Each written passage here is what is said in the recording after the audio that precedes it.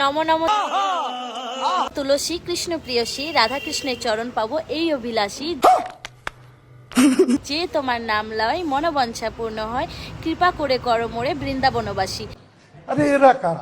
এই মন্ত্রটা নাকি তুলসী গাছে জল ঢালার মন্ত্র। আচ্ছা।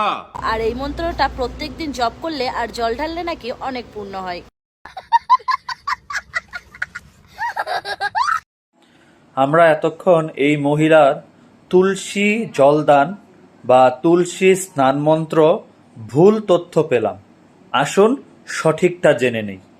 ওম গোবিন্দ বল্লভাং দেবীং ভক্ত চৈতন্যকারিণম স্নান পয়ামি জগদাত্রীং কৃষ্ণ ভক্তি প্রদায়িনীম। এটাই হচ্ছে তুলসী গাছে জলদান বা তুলসী স্নান মন্ত্রের সঠিক মন্ত্র।